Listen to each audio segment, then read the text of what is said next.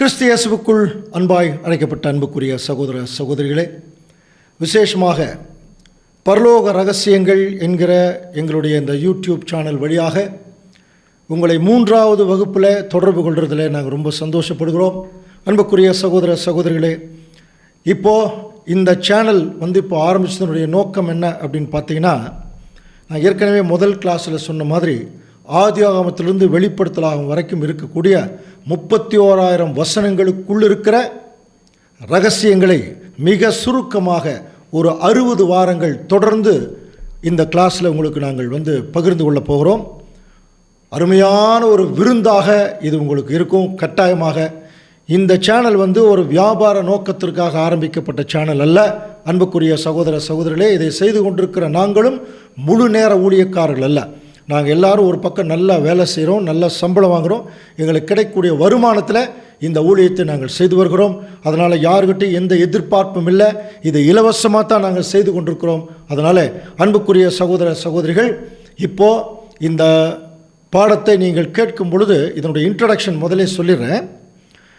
கடந்த 2 வாரங்களாக நம்ம பார்த்தது வேதத்திற்குள்ளே இருக்கக்கூடிய அருமையான பொக்கிஷங்களுடைய ஒரு சாம்பிள் தான் பார்த்தோம்.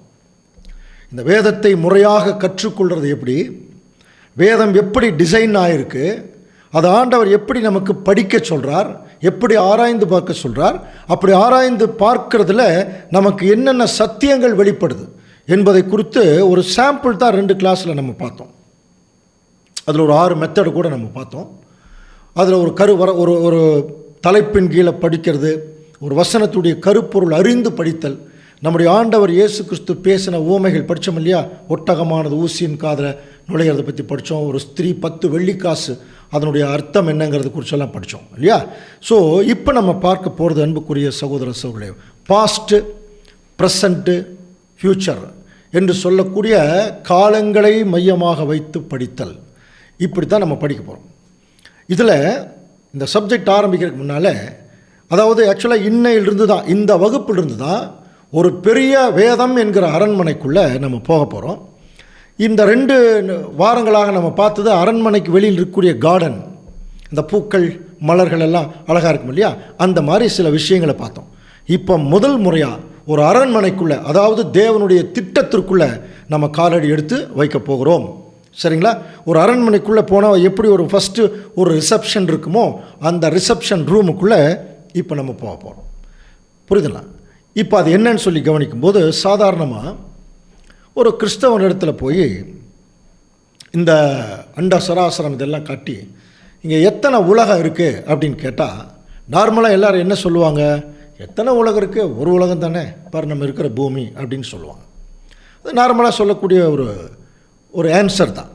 ஆனால் நம்ம வேத வாக்கியங்களை ஆராய்ந்து பாருங்கள் என்கிற ஆண்டவருடைய கட்டளைப்படி உள்ளே போய் வேதத்திற்கிட்ட, நம்முடைய பைபிள் கிட்ட கேட்டோம்னா, பைபிள் என்ன சொல்லுது, அதாவது ஒரு உலகம் அல்ல, 3 உலகங்கள் இங்கே இருக்குன்னு சொல்லுது.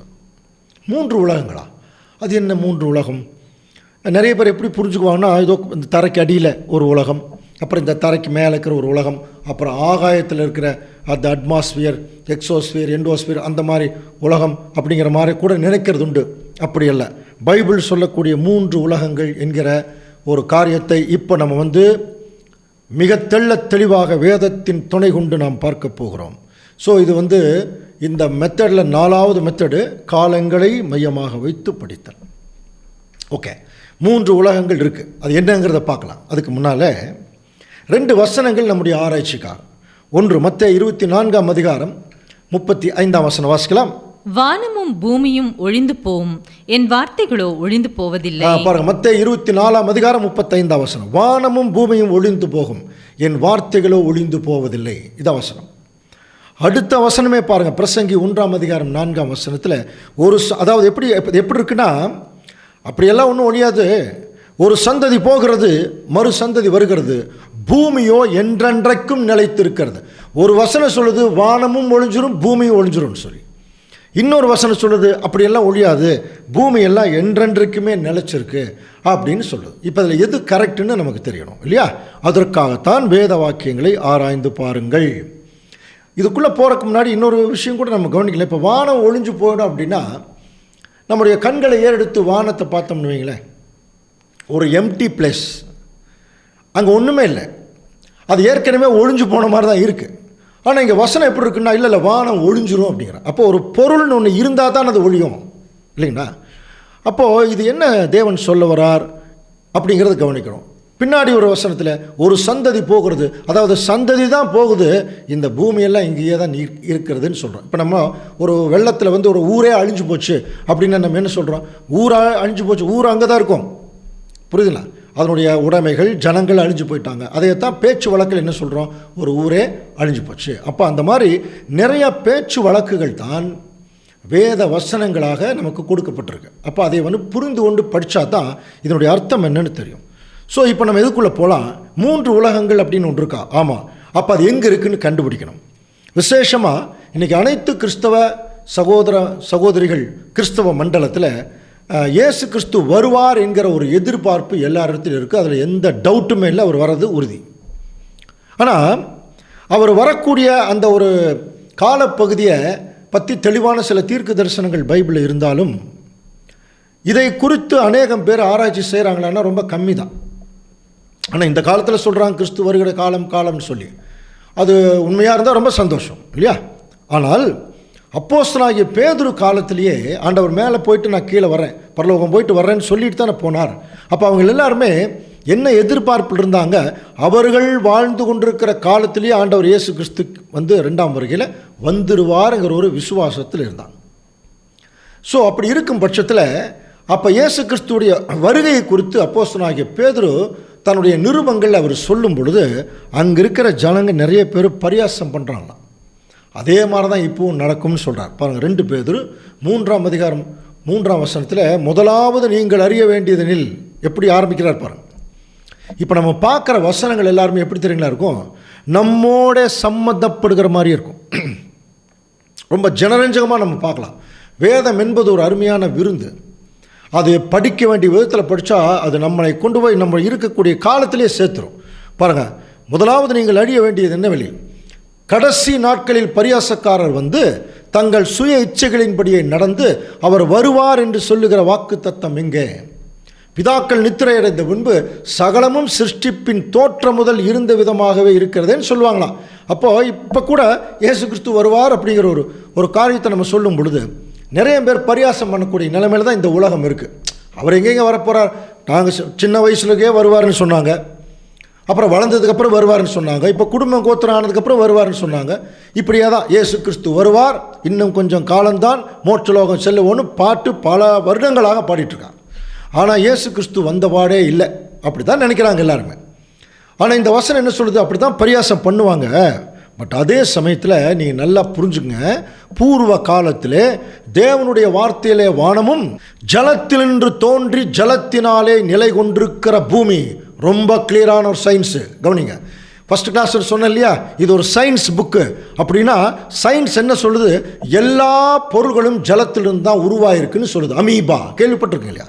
அதையத்தான் இங்கே வசனம் சொல்லுது. ஜலத்தினின்று தோன்றி ஜலத்தினாலே நிலை கொண்டிருக்கிற பூமி, ஃபுல்லாக ஜலத்தினால தான் இந்த பூமி நிலை கொண்டிருக்கிறது உண்டாயினவென்பதையும் இப்போ தான் அடுத்த வசனம் பாருங்க. அப்பொழுது இருந்த உலகம் அப்படின்னு ஆரம்பிக்கிறார். கவனிக்கிறீங்களா? அப்பொழுது இருந்த உலகம் ஜலப்பிரளயத்தினாலே அழிந்தது என்கிறதை மனதார அறியாமல் இருக்கிறார்கள். அப்படின்னா கவனிக்கிறீங்களா? இப்போ நம்ம 3 உலகம் டைட்டில் பார்த்தோம் இல்லையா?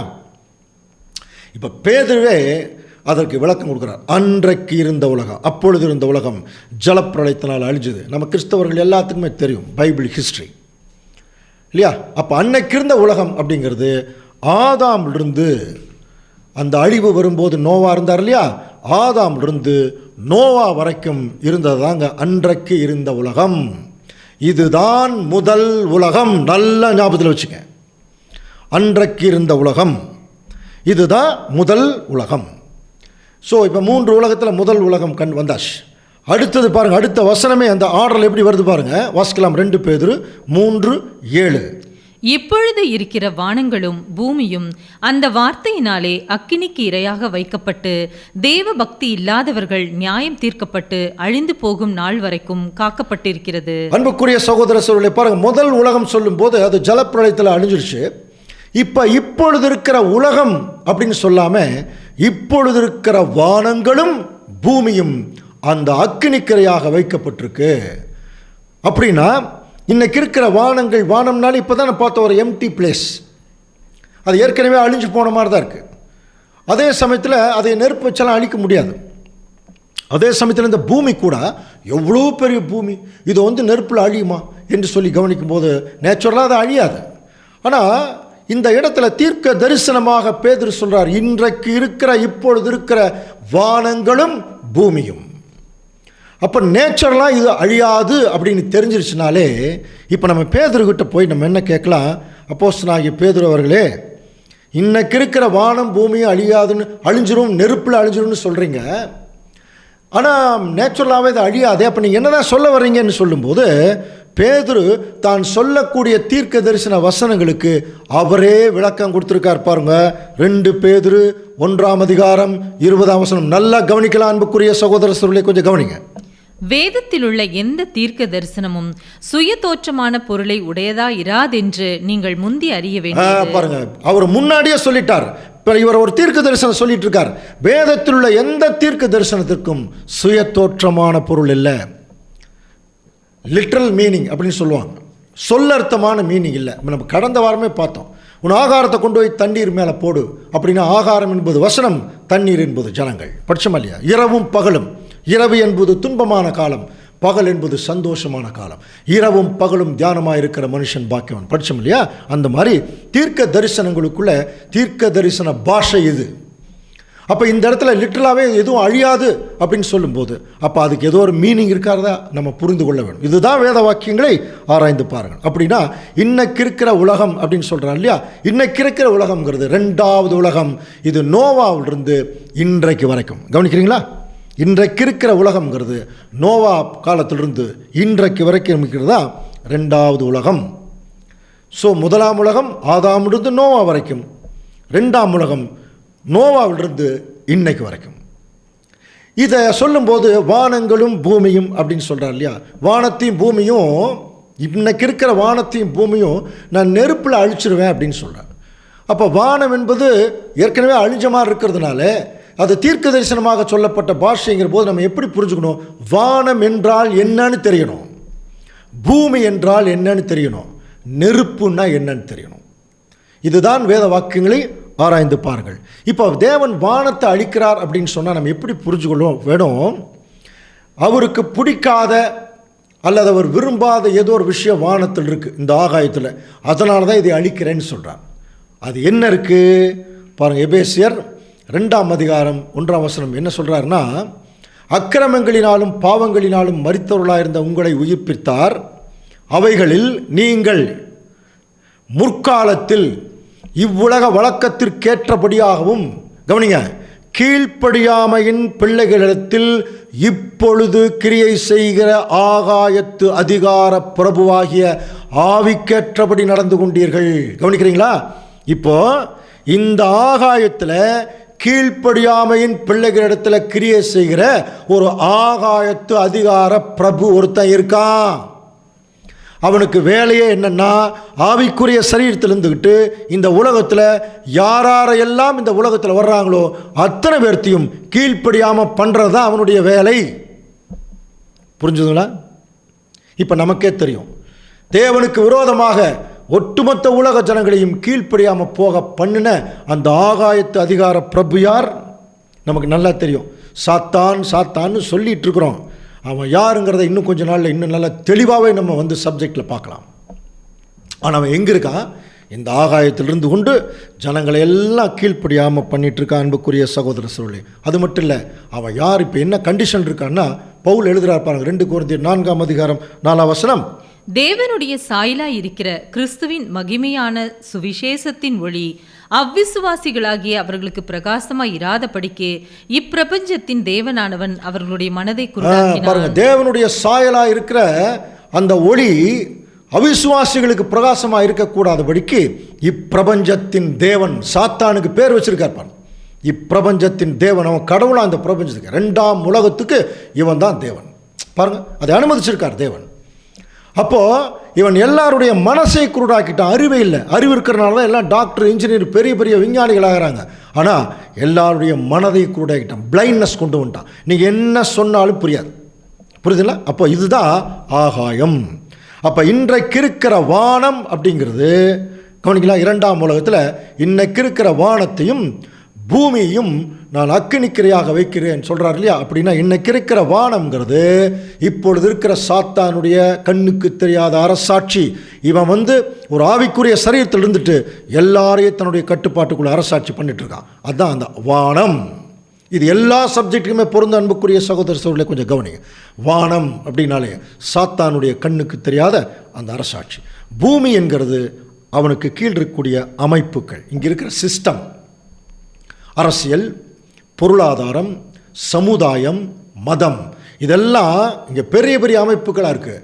இந்த அமைப்புகள் அவன் மேலே இருந்துட்டு இந்த அமைப்புகளுக்குள்ளே தான் ஜனங்களை எல்லாம் தன்னுடைய கட்டுப்பாட்டுக்குள்ளே வச்சுக்கிறான். இது 2ஆம் உலகம். அதனால தான் இந்த 2 வானத்தையும் பூமியும் நான் நெருப்பில், அக்கினினாலே ஒரு விஷயத்தை அக்கினியில் போட்டால் உடனே இல்லாமல் போயிடுது இல்லையா? அந்த மாதிரி இன்னும் கொஞ்ச நாளில் சாத்தானுடைய அத்தனை அரசாங்கங்களும் அவனுக்கு கீழ் இருக்கிற அமைப்புகளும் அழிஞ்சிரும். அதை தாங்க பேதுரு சொல்கிறார்.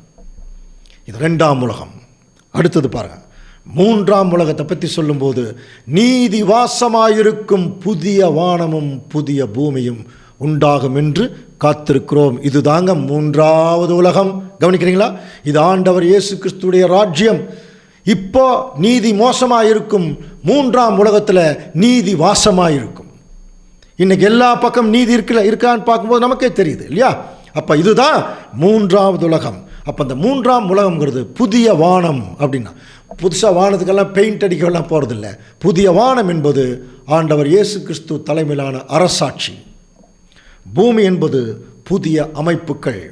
எல்லா சிஸ்டத்தையும் ஆண்டவர் இயேசு கிறிஸ்து மாற்றிடுவார். புரியுதுங்களா? புதிய வானம் என்பது கிறிஸ்துவுடைய அரசாட்சி, புதிய பூமிங்கிறது புதிய அமைப்புகள். ஸோ இது தாங்க 3 உலகங்கள். இப்போ நீங்கள் அந்த படத்தை கொஞ்சம் பார்த்தீங்கன்னா 3 உலகம். அதில் ஆதாமிலிருந்து நோவா வரைக்கும் இருக்கிறது 1ஆம் உலகம். அடுத்தது நோவாவிலிருந்து இன்றைக்கு வரைக்கும் இருக்கிறது 2ஆம் உலகம். 3வது ஆண்டவர் இயேசு கிறிஸ்துவுடைய ராஜ்யம். கவனிக்கிறீங்களா? இந்த 3 உலகங்கள். இப்போ பாருங்கள், இப்போ இது ஒரு 10 நிமிஷத்துக்கு முன்னாடி ஒருவேளை எத்தனை உலகம் இருக்குன்னா நம்ம ஒரு உலகம் தான் இருக்குன்னு சொல்லியிருப்போம். இப்போ சத்தியம் நம்மளை எஜுகேட் பண்ணுது பாருங்க. நம்மளை என்ன பண்ணுது? படிப்பனைக்கு கொண்டு வருது. இப்போ நம்ம பைபிளுக்குள்ளே போய் எத்தனை உலகம்னு கேட்டால் என்ன சொல்லலாம்? 3 உலகம் சொல்லலாம் இல்லையா? சரி, இப்போ நம்ம என்ன செய்ய போகிறோம்? ஏற்கனவே சொன்ன மாதிரி ஒரு பெரிய அரண்மனை. தேவனுடைய பைபிள் திட்டம்ங்கிறது ஒரு பெரிய அரண்மனை.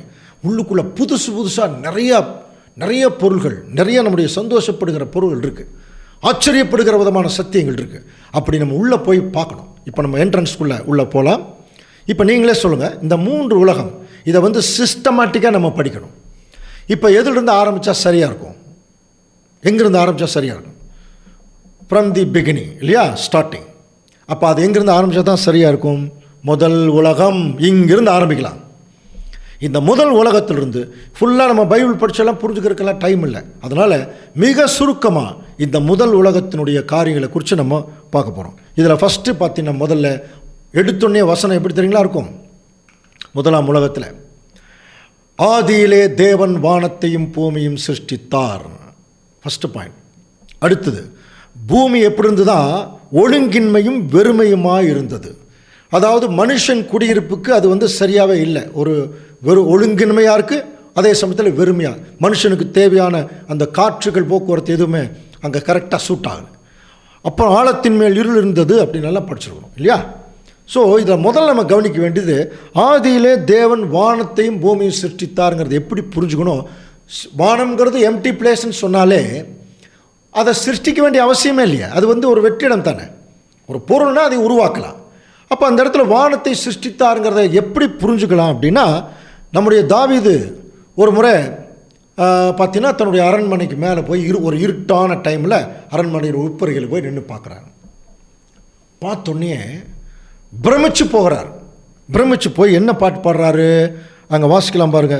வானங்கள் தேவனுடைய மகிமையை வெளிப்படுத்துகிறது, ஆகாய விரிவு அவருடைய கரங்களின் கிரியைகளை அறிவிக்கிறது. என்ன மாதிரி ஒரு படைப்பு அப்படின்னு பிரம்மாண்டமாக பார்க்குறார். வானங்கள் தேவனுடைய, அந்த இடத்துல ப்ளூரலில் சொல்கிறார் பாரு, வானங்கள், ஹெவன்ஸ். அப்போது வெறும் வெற்றிடத்தை பார்த்து இவ்வளோ பிரம்மாண்டமாக இருக்குன்னு தாவீது பாடி இருக்கிறதுக்கு வாய்ப்பு இருக்கா? கரெக்டு, கவனிக்கிறீங்களா? ஆமாம், எண்ணற்ற நட்சத்திரங்கள், புரியுதுங்களா? அதனுடைய பிரம்மாண்டம், அதை பார்த்து தான் வானங்கள் எவ்வளவு மகிமையாக இருக்கிறது அப்படின்னு அங்கே தாவீது பாடுறார். அப்படின்னா ஆதியிலே தேவன் வானத்தையும் பூமியை படைத்தாருங்கிறது எப்படி புரிஞ்சுக்கணும்? எண்ணற்ற நட்சத்திரங்களையும் அதிலிருந்து தான் பூமியவே அவர் வெளியே எடுத்தார். இது சயின்ஸ் சொல்லுது, உங்களுக்கு எல்லாம் தெரியும், சயின்ஸ் படித்தவங்களுக்கு. பிக் பேங் தியரி, பெருவெடிப்பு கொள்கை. இதில் சூரியன் எல்லாம், அதாவது வான மண்டலத்தில் கோடான கோடி சூரியன்கள் இருக்குது, நட்சத்திர கூட்டங்கள் இருக்குது. ஒரு நட்சத்திர கூட்டத்தில் ஒரு பஞ்சில் 50,000 நட்சத்திரம் இருக்கான். அது வானத்தினுடைய ஒரு முனையிலிருந்து இன்னொரு முனை நோக்கி அது பிரயாணப்பட்டு இருக்கு. அதில் ஒரு மிடில் சைஸ் ஸ்டார், அதுதான் நம்ம சூரியன்.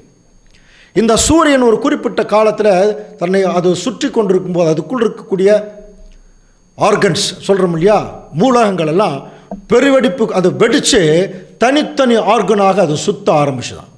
அதில் நிறைய ஆக்சைடுகள், புரியுதுங்களா, நிறைய வாயுக்கள், அப்புறம் H2O சொல்கிறோம், ஹைட்ரஜன், ஆக்சிஜன், இந்த மாதிரி நிறைய வாயுக்கள் எல்லாம் ஒன்றா சேர்ந்து அது சுத்த ஆரம்பித்து காலப்போக்கில் இந்த பெருவெடிப்பு கொள்கையில் நிறையா அது கொஞ்சம் கொஞ்சமாக சாலிடாக கொஞ்சம் மாற ஆரம்பிச்சது. புரியுதுங்களா? அப்படி மாற ஆரம்பித்த அந்த ஒரு நிறைய கோள்களில் ஒரு கோள்கள் தான் நம்முடைய பூமி. இப்போதைக்கு இவ்வளோ தான் சொல்ல முடியும். இன்னொரு நாளைக்கு சயின்ஸ் அண்ட் கிரியேஷன் ஒரு சப்ஜெக்ட் இருக்குது. அதில் இந்த பூமி எப்படியெல்லாம் தேவன் டிசைன் பண்ணாருன்னு சொல்லி நிறைய பாடங்கள் இருக்குது. அதை தொடர்ந்து நம்ம கவனிக்கலாம். ஆனால் இந்த இடத்துல சயின்ஸில் சொல்லப்பட்டதெல்லாம் பைபிளுக்கு எப்படி ஒத்து வருது, அல்லது பைபிளுடைய காரியங்கள் தான் சயின்ஸுங்கிறத நம்ம எப்படி புரிஞ்சுக்கலாம்? பாருங்கள், ஆதியாகமம் 1ஆம் அதிகாரம் 6ஆம் வசனம். பின்பு தேவன் ஜலத்தின் மத்தியிலே ஆகாய விரிவு உண்டாக கடவுது என்றும் அது ஜலத்தினின்று ஜலத்தை பிரிக்க கடவுது என்றும் சொன்னார். பாருங்க, ஜலத்தின் மத்தியிலே ஆகாய விரிவு, பறந்து விரிந்த ஆகாய விரிவு. ஸோ இதில் மேலே பார்த்தீங்கன்னா மேலேயும் தண்ணி இருந்திருக்கு, கீழேயும் தண்ணி இருந்திருக்கு. இப்போ தேவன் என்ன செய்கிறாருன்னா ஜலத்திலிருந்து ஜலத்தை பிரித்தாராம். மேலே தண்ணி ஒரு பக்கம் போயிடுச்சு, கீழே ஒரு பக்கம் தண்ணீர். அதனால தான் நம்முடைய பூமியை தொடர்ந்து என்ன சொல்லுவாங்க, இந்த வாட்டர் கேனபி அப்படின்னு சொல்லுவாங்க. பூமியை சுற்றிலும் தண்ணி இருந்தது, மேற்பகுதி முழுவதும் தண்ணி இருந்தது, பூமிக்குள்ளேயும் தண்ணி இருந்தது. இப்போ தேவன் என்ன செய்கிறாருன்னா இது எல்லாமே தண்ணி, அதனால தான் தண்ணியிலிருந்து தான் உருவாச்சுன்னு சொல்லி நிறைய நம்ம சயின்ஸில் நம்ம படிச்சுக்கிறோம். இப்போ தேவன் என்ன செய்கிறாருன்னா பாருங்கள், பகலுக்கும் இரவுக்கும் வித்தியாசம் உண்டாக்கத்தக்கதாக இதையெல்லாம் பிரித்து வானத்திலே சுடர்கள், அப்படின்னா நட்சத்திர கூட்டங்கள், அந்த கிரகங்கள், இதெல்லாம் எதுக்கு தேவன் வச்சுருக்காருன்னு படிக்கிறோம். அவைகள் அடையாளங்களுக்காகவும் காலங்களையும் நாட்களையும் வருஷங்களையும் குறிக்கிறதுக்காகவும் அது உருவாக்கினார். இன்னும் சொல்லப்போனால் அந்த ஹிஸ்ட்ரியை தனி. ஆதியாகமம் 1ஆம் அதிகாரத்தில் சாயங்காலமும் விடியற்காலம் ஆகிய ஒரு நாள் ஆகிட்டு அப்படியே வரும். அதில் ஒவ்வொரு காலப்பகுதியிலையும் புல் பூண்டுகளை படைப்பார். புல் பூண்டுகள் வளரும், மிருக ஜீவங்கள் வளரும், மச்சங்கள் வளரும். அப்போது மனுஷனுடைய தேவைகள் என்னென்னவெல்லாம் இருக்கோ அதை எல்லாத்தையும் தேவன் முதல்ல உருவாக்கிறார். எல்லாம் உருவாகி இந்த பூமியில் புல் பூண்டுகள், மரங்கள், செடிகள், கொடிகள், பழங்கள் எல்லாம் பூத்து குலுகி நிற்கும் போது அதுக்கப்புறம் தான் அதிகமாக நேசிக்க போகிற மனுஷனை அவர் இந்த பூமியில் உண்டாக்குறார்னு படிக்கிறோம். அது எப்படி உண்டாக்குறார்? தமது சாயலாகவும் தமது ரூபத்தின்படியையும் ஒரு மனுஷனை உண்டாக்குறார். அதெல்லாம் நமக்கு படிச்சிருக்கிறோம்.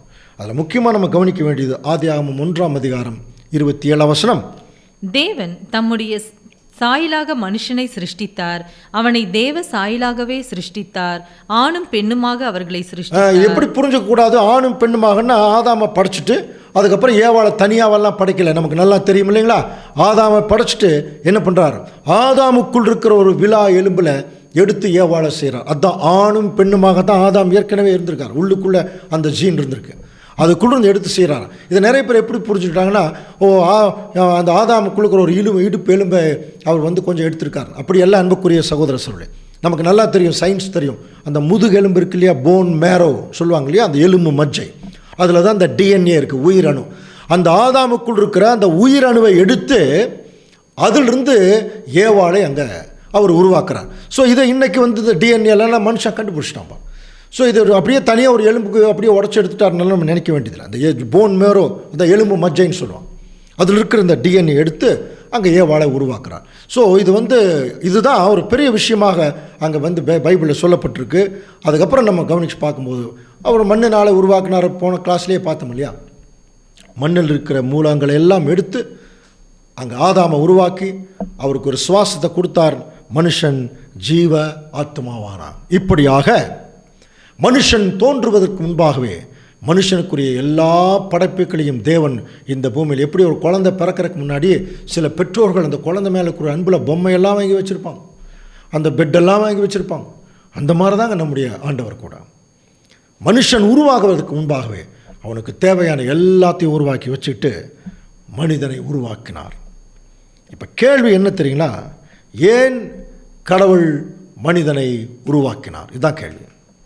இந்த கேள்வி ஏன் இப்போ வந்துச்சு அப்படின்னா, இன்றைக்கி நார்மலாக நம்முடைய சூழ்நிலைகள் எல்லாம் பார்க்கும்போது மனுஷன் பிறக்கிறான், நிம்மதி இல்லாமல் கொஞ்ச நாள் வாழ்கிறான், அப்புறம் மரித்து போகிறான். இவ்வளோ தான் லைஃப், மனுஷனுடைய லைஃப் இவ்வளோ தான். ஏற்கனவே பல கிளாஸில், முந்தின கிளாஸில் பார்த்துருக்கோம்.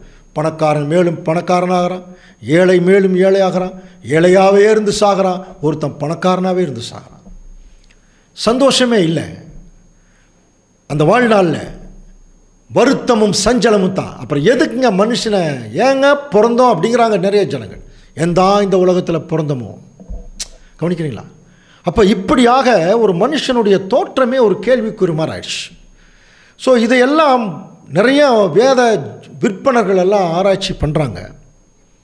பண்ணிவிட்டு அவர்களுக்குரிய கருத்தை சொல்லிட்டு போயிட்டாங்க. ஒரு வகுப்பார் என்ன சொல்லிட்டாங்கன்னா, இப்படி ஒரு மனுஷனை உருவாக்கி அவனுக்கு நிம்மதி இல்லாமல் சாக வைக்கிற ஒரு கடவுள்னா அப்படி ஒரு கடவுளே தேவையில்லைன்ட்டு போயிட்டான். கடவுள் இல்லை அப்படின்னு சொல்லிட்டு ஒரு வகுப்பார் போகிறாங்க. ஆனால் நமக்கு வேதம் தெளிவாக போதிக்கிறது, ஏன் தேவன் மனுஷனை உருவாக்கினார். இப்படி ஒரு கேள்வி நம்ம கிறிஸ்தவர்கள் எல்லாத்துக்கும் இந்த பதில் தெரியணும்.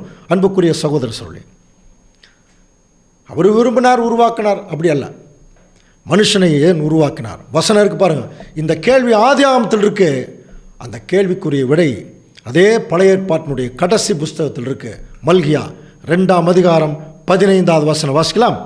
அவர் ஒருவனை அல்லவா படைத்தார். எப்படி ஆரம்பிக்கிறார் பாருங்க. அவர் ஒருவனை அல்லவா படைத்தார், ஆவி அவரிடத்தில் பரிபூரணமாய் இருந்ததே, பின்ன ஏன் ஒருவனை படைத்தார்? தெய்வ பக்தியுள்ள சந்ததியை பெரும்படி தானே. இதுதாங்க விடை. அன்புக்குரிய சகோதர சகோதரர்களே, கொஞ்சம் கவனிங்க. தேவன் மனிதனை உருவாக்குனதனுடைய நோக்கமே இதுதான். இந்த ஒரு மனுஷனை வச்சு ஒரு தெய்வ பக்தி உள்ள சந்ததியை இந்த பூமியில் உருவாக்கணும். அதுக்கு தான் ஒருவனை படித்தார். எப்படி புரிஞ்சுக்கணும்? அவர் ஒருத்தர் தானே படித்தார், அந்த ஒருத்தர் தானே ஆதாம். புரியுதுங்களா? ஆவி அவரிடத்தில் பரிபூர்ணமாக இருந்தது அப்படின்னு என்ன அர்த்தம்? அவருக்கு நிறைய பவர் இருந்தது. அவர் நினச்சிருந்தா ஆதாம் இப்போ கீழ்ப்படியாமல் போனதுக்கப்புறம் அந்த ஆதாமை அவரை மரணத்துக்குள்ளே கொண்டு போயிட்டு 10 ஆதாம் செஞ்சு நடுவில் இருக்கிற அந்த பழ மரத்தை மட்டும் எடுத்துருந்தாரு, அந்த பிரச்சனையே இல்லை. நிறைய பேர் இப்படி கூட சிந்திக்கிறான். ஆனால் தேவன் பாருங்க அப்படி செய்திருக்கலாம். ஏன்னா ஆவி அவரிடத்தில் பரிபூர்ணமாக இருந்தது. பின்ன ஏன் செய்யலை அப்படின்னா, அந்த ஒருத்தர் இடத்துலேருந்து தான் யார் வரணும்? இப்போ தெய்வ பக்தியுள்ள சந்ததி வரணும். அதுதான் தேவனுடைய திட்டம். அதுக்கு தான் தேவன் ஆதாமை உருவாக்கினார்.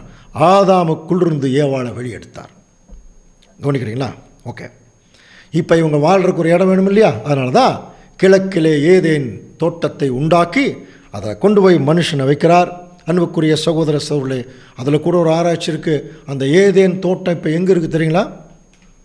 நிறைய பேர் எங்கேயோ இருக்குது, அங்கே இருக்குது, இங்கே இருக்குன்னு எல்லாம் சொல்கிறாங்க. ஆனால் பைபிளில் தெளிவான விளக்கம் இருக்குது. இந்த ஏதேன் தோட்டத்தை வளப்படுத்துவதற்கு 4 ஆறுகள் ஓடிட்டு இருந்தது. ஆதியாகமத்தில் தான் இருக்குது அந்த வசனமே. பைசோன், கீகோன், இதக்கேல், ஐப்ராத், இந்த 4 ஆறுகள் ஓடிட்டு இருந்தது. அந்த 4 ஆறுகளில் 2 ஆறுகள் பூகம்பத்தில் அழிஞ்சிருச்சு. 2 ஆறுகள் இன்னைக்கு வரைக்கும் ஓடிட்டுருக்கு. இன்னைக்கு வரைக்கும் எங்கே தெரியுங்களா? ஆதியாகமம் 2ஆம் அதிகாரம் 14ஆம் வசனத்தில் 3ஆம் ஆற்றுக்கு இதக்கேல் என்று பெயர், அது அசீரியாவுக்கு கிழக்கே ஓடும் 4ஆம் ஆற்றுக்கு ஐப்ராத் என்று பெயர். அந்த இதக்கேல் அப்படிங்கிற ஆற்றுக்கு தான் இப்போ இங்கிலீஷில் டைகிரிஸ்னு சொல்கிறோம். ஐப்ராத்து என்கிற நதிக்கு இங்கிலீஷில் யூப்ரட்டிஸ் என்று சொல்கிறோம். அந்த படத்தில் பார்த்தீங்கன்னா தெரியும். இந்த 2 யூப்ரட்டிஸ் டைகிரிஸ், இந்த 2 நதிகளும் இப்போது ஈராக்கில் தான் ஓடிட்டுருக்கு. கவனிக்கிறீங்களா? ஈராக் நாடு தான் ஓடிட்டுருக்கு. ஸோ ஒரு காலத்தில் மத்திய கிழக்கு அந்த கல்ஃப் கண்ட்ரிஸ் சொல்ல முடிய பாலைவன நாடுகள் சோலைவனமாக இருந்திருக்குதுங்க. ஆமோஸ் தீர்க்கதரிசியுடைய காலத்தில் ஒரு பெரிய பூகம்பம், அதுக்கு முன்னாடியே பெரிய பெரிய பூகம்பங்கள் வந்து அங்கே இருக்கிற அத்தனை மரங்களும் பூகம்பத்தில் உள்ளே போய் நாளாக நாளாக மக்கி குரூடாயிலாக மாறிச்சு. அதுதான் இன்னைக்கு கல்ஃப் கண்ட்ரி சொல்கிறோம் இல்லையா, வளைகுடா நாடுகளை எண்ணெய் வளம் கொளிக்குது. அதில் முக்கியமான பிரதேசம்தான் இந்த ஈராக். அங்கே தான் இந்த நதிகள் எல்லாம் என்ன ஆகிட்டுருக்குன்னா ஓடிட்டுருக்கு. அன்புக்குரிய சகோதர சொல்ல கொஞ்சம் கவனிக்கிறீங்களா? சரி, இப்போ இந்த ஏதேன் தோட்டத்தில் தேவன் வந்து ஆதாம் ஏவாளை கொஞ்சம் நேரம் விட்டு நல்லா நீங்கள் தோட்டத்தை எல்லாம் சுற்றி வாங்கன்னு சொன்னார். அவங்களுக்கு ரொம்ப சந்தோஷமாக இருக்குது, முதல் குழந்தை இல்லையா? அப்புறம் அவங்க 2 பேருமே எப்படி இருக்காங்க, நிர்வாணிகளாக இருக்காங்க. ஒரு குழந்தைகள் போல் இருக்காங்க. அவங்களுக்கு அந்த நிர்வாணம் தெரியல. போயிருப்பாங்க, குழாவி இருப்பாங்க, கூடியிருப்பாங்க, சந்தோஷப்பட்டிருப்பாங்க, பழங்கள் மரங்கள் எல்லாத்தையும் பார்த்து நல்லா சாப்பிட்டு இருந்திருக்காங்க. ஆனால் தேவன் அவங்களுக்கு ஒரு கட்டளை கொடுத்து, நமக்கு தெரியும், தோட்டத்தில் உள்ள எல்லா பழத்தையும் நீங்கள் சாப்பிடுங்க, ஆனால் நடுவில் இருக்கிற பழத்தை மட்டும் சாப்பிட வேண்டாம், அதை புசிக்கும் நாளிலே நீ சாகவே சாவாய். அதுக்குரிய விளக்கம் நம்ம முதல் கிளாஸ்லேயே பார்த்துட்டோம். ஸோ இந்த டைமில் தான் திடீர்னு சர்ப்பம் ஸ்திரீயை பார்த்து அப்படின்னு இருக்கும் இல்லையா? நீ அந்த வசனமெல்லாம் படிச்சு பாருங்க. அப்போது இதில் இது ஒரு கேள்வி இருக்குது, வந்தது சாத்தானா சர்ப்பமா? இது ஒரு கேள்விக்கு இன்னைக்கு வரைக்கும் யாருமே பதில் சொல்ல. ஆனால் பைபிளில் விடை இருக்குது. பாம்பு மாதிரி வந்தான் அப்படின்னு சொல்லாங்க, அல்லது பாம்பாக வந்தான்னு சொல்கிறாங்க. எது கரெக்டுன்னு தெரியல. நம்ம எப்படி புரிஞ்சுக்கலாம்? சாத்தான் வந்தான், ரைட். வந்தோடனே என்ன செய்கிறான்? நீங்கள் இதை சாப்பிட்டீங்கன்னா சாக மாட்டீங்க, தேவர்களைப் போல் ஆவீர்கள். அவன் எப்படி தெரியுங்களா தந்திரமாக இருக்கான் அப்படின்னா, உங்களை சாப்பிட வேண்டான்னு சொல்லியிருப்பாரே அப்படின்னு ஆரம்பிக்கிறான். ஒரு ஒரு ஒரு ஒரு ஆவலோட கேள்வியில் இல்லையா? அப்போ ஆரம்பித்து ஏவாளை எப்படியோ ஏமாற்றிட்டான் பாருங்க. இல்லை நீங்கள் வந்து சாப்பிடுங்க, சாக மாட்டீங்க, தேவர்களைப் போல் ஆவீர்கள். இதில் இன்னொரு விஷயம் இருக்குது, இன்னொரு ஆச்சரியமான உண்மை இருக்குது. தீமோத்தேயுக்கு அப்போஸ்தலனாகிய பவுல் எழுதும்போது ஆதாம் வஞ்சிக்கப்படவில்லைன்னு ஒரு வசனம் இருக்கும். சரிங்களா? அப்படின்னு என்ன அர்த்தம்? சாத்தான் ஆதாமைத்தான் முதல்ல போய் கான்டாக்ட் பண்ணியிருக்கான். ஆதாம் தேவனுடைய நேரடியான கட்டளை வாங்கினதுனால அவர் ஒத்துக்க மாட்டேன்னு சொல்லியிருப்பார். அதனால் இவர்கள் தனியாக இருக்கும்போது ஏதோ ஒரு சந்தர்ப்பத்தில் இப்போ ஏவாள் கிட்ட வந்துட்டான். எவ்வளோ பெரிய ஞானி பாரு, எங்கே அடித்தா யார் விழுவாங்கன்னு தெரியும். இப்போ ஏவாள்கிட்ட வந்து நீங்கள் வந்து அந்த பழத்தை சாப்பிடுங்க. அந்த பழம் கூட எப்படி இருந்ததுன்னு சொல்லி நம்ம படிச்சிருக்கிறோம். அந்த பழம் கூட பார்வைக்கு இன்பமும், ஆதியாகமம் 3ஆம் அதிகாரம் 6ஆம் வசனத்தில், அந்த விருட்சம் புசிப்புக்கு நல்லதும் பார்வைக்கு இன்பமும் புத்தியை தெளிவிக்கிறதுக்கு இச்சிக்கப்படத்தக்க விருட்சமாக இருந்தது. பார்த்தோன்னே சாப்பிடணும் போல் ஆசையாக இருக்குமா? இப்போ நம்முடைய சைக்காலஜியை இதை செய்ய வேண்டாம்னு சொன்னால் அதைத்தான் செய்வோம். இதை பார்க்க வேண்டாம்னா பார்த்தா என்ன அப்படின்னு அதைத்தான் பார்ப்போம். இந்த சைக்காலஜி அப்போவே யூஸ் ஆகிடுச்சு பாருங்க. எந்த பழத்தை சாப்பிட வேண்டாம்னு தேவன் சொன்னாரோ அந்த பழத்தை இச்சிக்கப்படத்தக்க மாதிரி காட்டி அங்கே ஏவாளை சாப்பிட வச்சுட்டான். ஏவாளுக்கு அந்த நாலேஜ் இல்லை இல்லையா? ஓகே, இப்போ ஏவாள் சாப்பிட்டாச்சு. சாப்பிட்டு இப்போ ஆதாமுக்கு கொண்டு வந்து கொடுக்குறாங்க. இப்போ ஆதாம் என்ன சொல்லியிருக்க வேணும் பாருமா? சரி, தெரியாமல் நீ சாப்பிட்ட, இப்போது நான் சாப்பிடக்கூடாது, ஏன்னா தேவன் என்னைத்தான் முதல் முறையாக அவர் உருவாக்கியிருக்கார், அவருக்கு நான் உண்மையாக இருக்கணும், நான் வந்து சாப்பிடக்கூடாது அப்படின்னு தானே சொல்லியிருக்கணும். ஆனால் இவர் வாங்கி என்ன பண்ணிட்டார்? சாப்பிட்டார். என்ன காரணம்? இதை தெரியணும். ஏன் ஏவாள் இடத்துல ஆதாம் அந்த பழத்தை வாங்கி சாப்பிட்டார்? என்ன சொல்லலாம்? என்ன காரணம்? உலக தோற்றம் முதல் தேவனுடைய கேரக்டர் தான் அங்கே காரணம். அந்த கேரக்டர் என்ன? அன்பு. எப்படி தெரியுங்களா? தேவன் முதல் ஆதாமை உருவாக்கி அந்த ஏதேன் தோட்டத்தில் தனியாக உலாவ விட்டார். ஆதாம் உலாவிட்டே இருக்கார். ஏதோ ஒரு ஏக்கம், தனியாக இருக்கிறார். அவருக்கு ஏதோ ஒரு தேவைப்படுற மாதிரி இருக்கு. இதை பார்த்துட்டு தாங்க ஆதாம் தேவன் என்ன முடிவு பண்ணுறாருன்னா, அவன் தனிமையாக இருப்பது நல்லதல்ல அப்படின்னு சொல்லி தான். கவனிச்சு பாருங்கள், தேவன் எவ்வளோ ஒரு டேஸ்ட் உள்ள கடவுள் பாரு. இன்னொரு ஆதாமை உருவாக்கி நீ 2 பேரும் நடங்கன்னு சொல்லியிருக்கலாம் இல்லையா? அந்த ஆப்போசிட் லவ், ஆப்போசிட் ரியாக்ஷன். தேவன் எவ்வளோ ஒரு டேஸ்ட் உள்ள கடவுள் பாருங்கள். ஒரு பெண்ணை உருவாக்கி அது எப்படி தனக்குள் இருந்து உருவாக்கிட்டான். இதுதாங்க பிரச்சனை. தனியாக ஆதாம் ஏவாளை செஞ்சுருந்தா நீ என்னமோ போன்னு அவர் கூட அவர் விலக்கி விட்டுருக்கலாம். ஆனால் அவர் எப்படி தன் மனைவியை ரொம்ப நேசிக்க ஆரம்பிச்சிட்டார். தன்னை உருவாக்கின ஆண்டவர் இயேசு கிறிஸ்துவை விட்டுட்டு இவர் என்ன பண்ணிட்டார்னா உருவாக்கின மனைவியை அதிகமாக நேசிக்க ஆரம்பிச்சிட்டார். அதுக்கு என்ன காரணம்னா தனக்குள் இருந்து எடுத்ததுனால. எப்படி நம்ம குழந்தை நம்முடைய வயிற்றுக்குள்ளிருந்து வெளியே வந்தோடனே அந்த தாய் அந்த குழந்தையை எப்படி அன்பு காட்டுது, அதே மாதிரி தான், அதே அன்பு தான். அந்த அன்பு ஆதாமுக்குள்ளே வந்ததுனால தேவனை மறந்துட்டு இப்போ என்ன பண்ணிட்டார்னா அந்த ஏவாள் மேலே வைத்த அன்புனால இப்போது அந்த கீழ்ப்படியாமைக்குள்ளே போயிட்டார், சாப்பிட்டுட்டார். இதை செய்ய வச்ச அந்த மகா பெரிய புத்திசாலி யாருன்னா நம்ம படிக்கிறோம் இல்லையா, சாத்தான். என்ன மாதிரி ஏமாற்றிட்டான் பாருங்கள். டைரெக்டாக ஆதாமிட்ட போயிருக்கான். அவர் ஏமாறலன்னு எங்கே அடித்தா யார் விழுவாங்கன்னு அவனுக்கு தெரியுங்க. நம்மெல்லாம் கவனிங்க, சாத்தானை ஜெயித்து விடுவோன்னு பாட்டு பாடிட்டு இருக்கிறோம். அவனுடைய பாக்கெட்டில் உட்காந்துக்கிட்டு அவன் பாப்பான், நீ என்ன ஜெயிக்கிறவனா, நீ ஒட்டுமொத்த ஜனங்களையும் என்னுடைய கண்ட்ரோலில் வச்சுருக்கேன்னு சொல்லுவான் அவன். அந்த மாதிரி மகா பெரிய புத்திசாலி சாப்பிட வச்சுட்டான் பாருங்க ஏவாளை. புரியுதுங்களா? ஸோ இவனை பற்றின நாலேஜ் அவங்களுக்கு இல்லை. அதனால தான் ஆண்டவர் இயேசு கிறிஸ்து முதல் வருகையில் வந்தபோது இஸ்ரேல் ஜனங்கள் மத்தியில் அவங்க கீழ்ப்படியாமையே போயிட்டுருக்காங்க. ஏன்னா கீழ்ப்படியாமையின் பிள்ளை இடத்துல தான் அவன் கிரியை செய்கிறான். ஆதாமையும் ஏவாளையும் கீழ்ப்படியாமல் பண்ணிட்டான், உலக ஜனங்களை கீழ்ப்படியாமல் பண்ணிட்டான், சொந்த ஜனங்களாக இஸ்ரேல் ஜனங்களையும் கீழ்ப்படியாமல் பண்ணிட்டான். அதனால் ஆண்டவர் சொல்கிறார், வாசிக்கலாம், யோவான் 8:44 வாசிக்கலாம். நீங்கள் உங்கள் பிதாவாகிய பிசாசானவனால் உண்டானவர்கள், உங்கள் பிதாவினுடைய இச்சைகளின்படி செய்ய மனதாய் இருக்கிறீர்கள். அவனுடைய இச்சையின்படி செய்ய மனதா இருக்கு. முதல்ல அந்த இச்சையை செஞ்சதை யாருன்னா ஏவாள் தான். பாருங்க அடுத்தது, அவன் ஆதி முதற்கொண்டு மனுஷ கொலைபாதகனாய் இருக்கிறான். சத்தியம் அவனிடத்தில் இல்லாதபடியால் அவன் சத்தியத்திலே நிலை நிற்கவில்லை.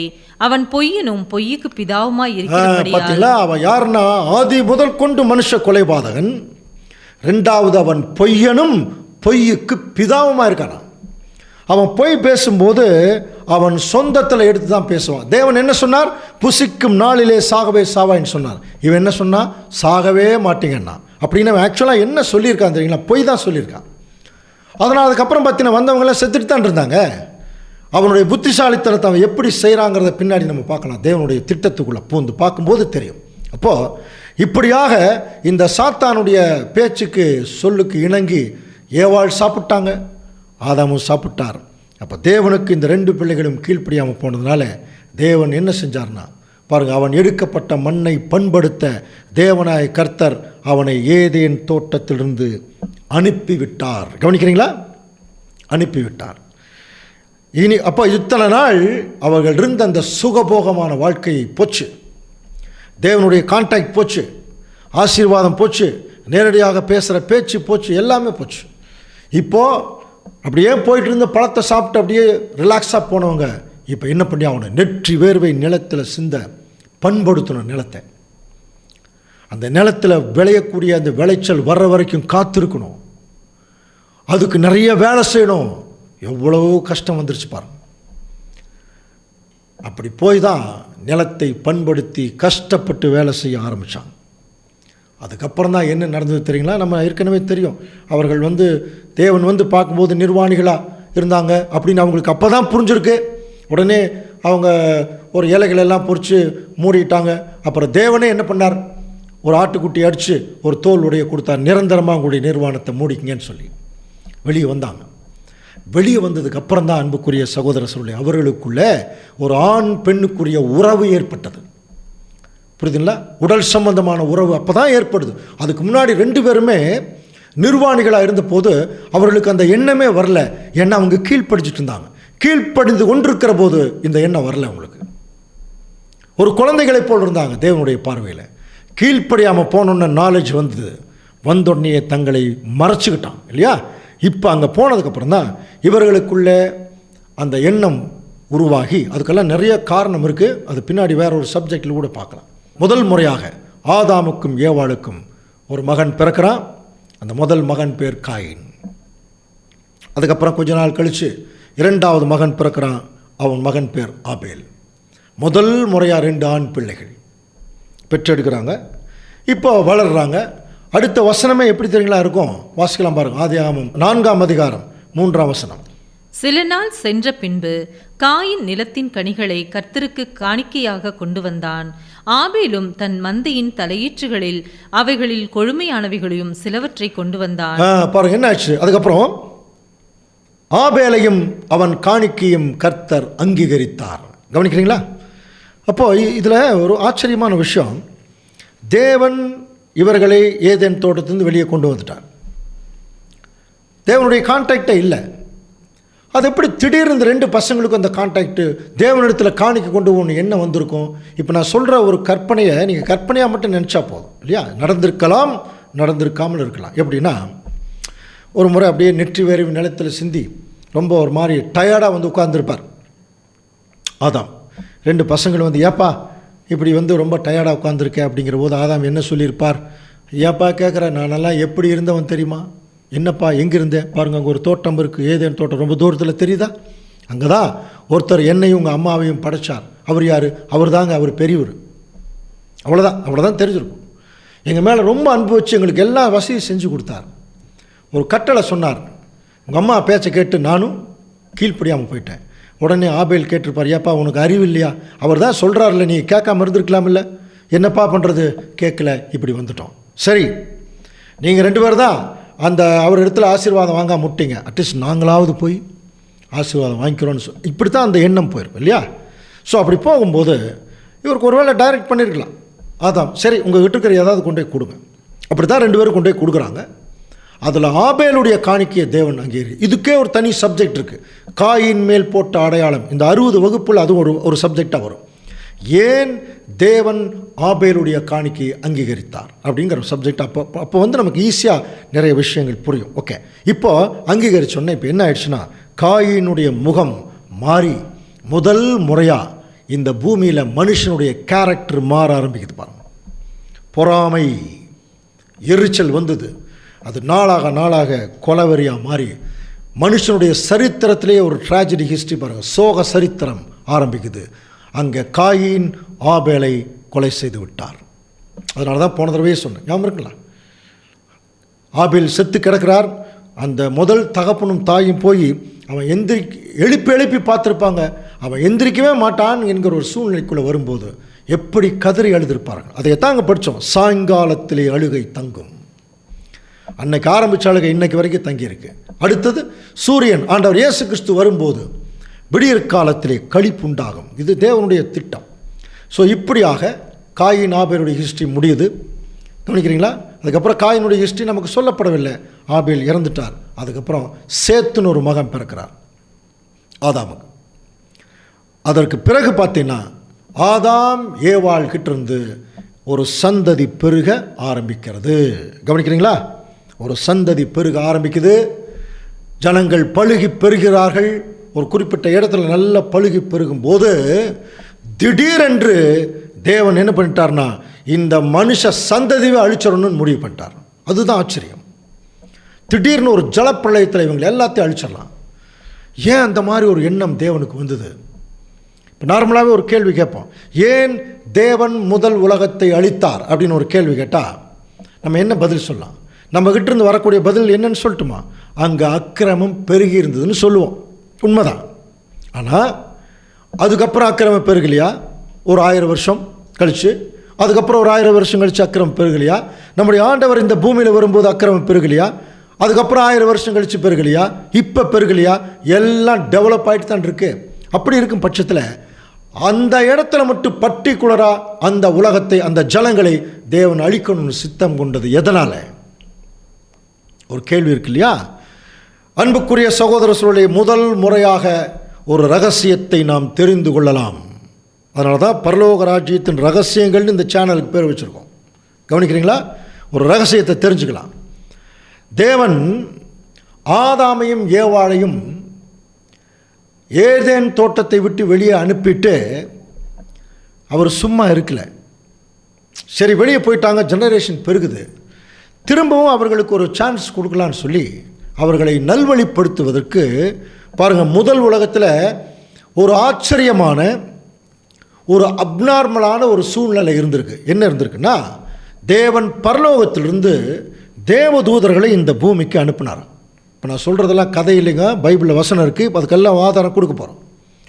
தேவதூதர்கள் இந்த பூமியில் வர்றாங்க. இப்போ அந்த தேவதூதர்கள் பரலோகத்திலிருந்து வரும்போது ஒரு ஆவிக்குரிய சரீரத்தில் வருவாங்க, ஒரு காற்று மாதிரி வருவாங்க. இந்த பூமிக்கு வந்த உடனே அவர்கள் என்ன செய்வாங்க? தாங்கள் விரும்புகிற மனுஷ சரீரம் அவர்களால் எடுக்கலாம். கவனிங்க, இதுதான் அந்த தேவதூதர்களுக்கு தேவன் கொடுத்த ப்ரிவிலேஜ், ஒரு சலுகை. இங்கே வந்துட்டு அவன் அப்போ எதுக்கு அவங்க வந்தாங்க அப்படிங்கிறது தெளிவாக இல்லாவிட்டாலும் கட்டாயமாக அவங்க எதுக்கு வந்திருக்கணும்? இந்த ஜனங்களோட ஜனங்களாக கலந்து அவர்களுக்கு தேவனுடைய காரியங்களை குறித்து ஏதோ ஒரு இன்ஸ்ட்ரக்ஷன் கொடுக்க வந்திருக்கணும், இல்லைங்களா? அப்போ திடீர்னு வந்து ஒரு காற்று மாதிரி வந்து புஷ்ஷுன்னு வந்து நின்னான்னு வச்சிங்களேன், அப்போ ஜனங்கள் பயந்துருவாங்க, அவங்களுக்கு என்னென்ன தெரியாது. அப்போது அவர்கள் மாதிரியே ஜனங்களோட ஜனங்களாக போனால் தானே அவங்களோட பழக முடியும், அவர்களுக்கு எதாவது சொல்ல முடியும். அதனால தான் தேவன் அவங்களுக்கு அந்த சலுகை கொடுத்தார். இந்த பூமியில் வந்த உடனே தாங்கள் விரும்புகிற மனுஷ சரீரம் எடுத்துக்கிட்டான். அப்படி எடுத்துக்கொண்டிருக்கிற போது அவங்க எதை அப்சர்வ் பண்ணாங்கன்னா, இந்த பூமியில் ஆண்களும் பெண்களும் கூடி குழாவி சந்தோஷப்படுகிறது.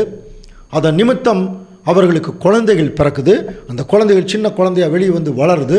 இதை பார்த்தோன்னே மாம்ச இச்சை இப்போ யாருக்கு வருதுன்னா தேவதூதர்களுக்கு வருது. அவர்கள் ஆவிக்குரிய சரீரத்தில் இருந்த வரைக்கும் வரல. என்னைக்கு மாம்சத்தில் வந்தாங்களோ அன்னைக்கு அந்த ஒரு ஆசை வந்துருச்சு.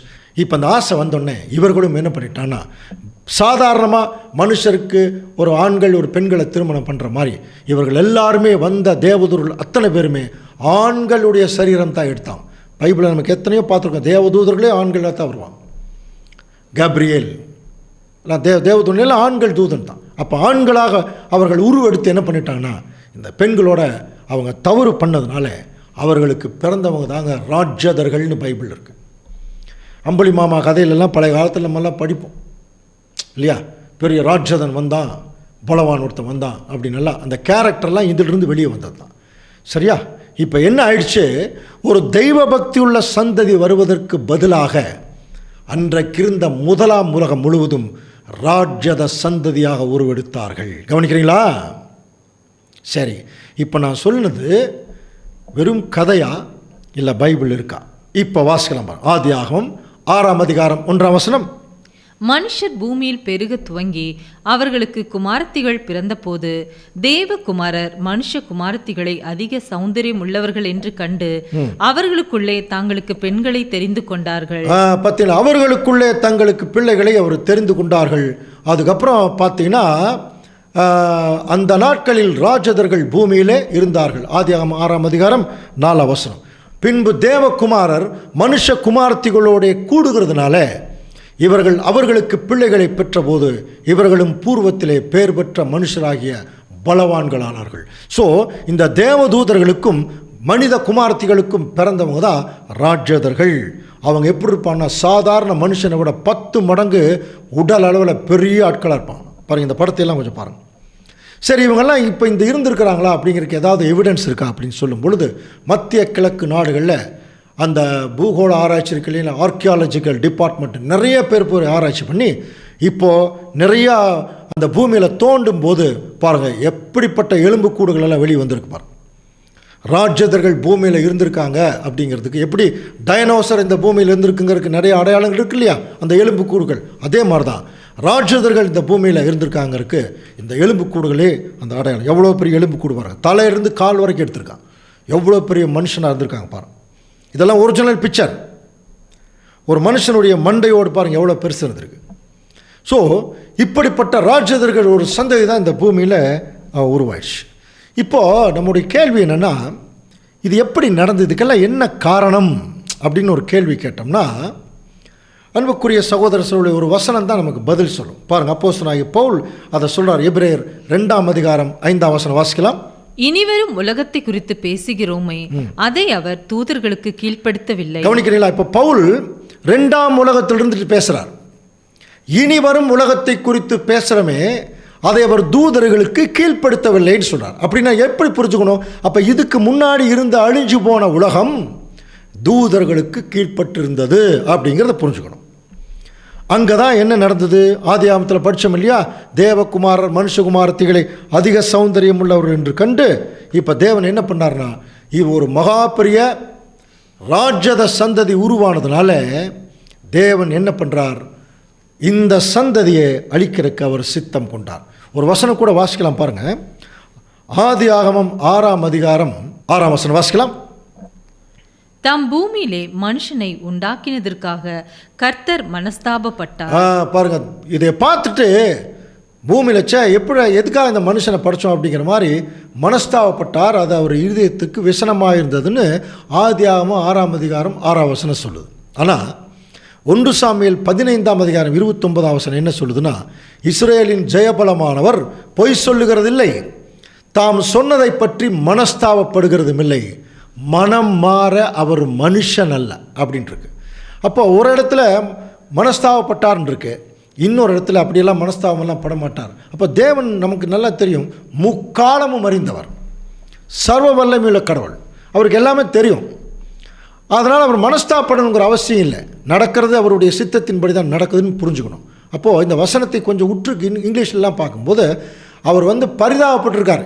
ஏன் பரிதாபப்பட்டிருக்காருன்னா, இன்னும் கொஞ்ச நாள் இந்த சந்ததி என்ன ஆக போகுது?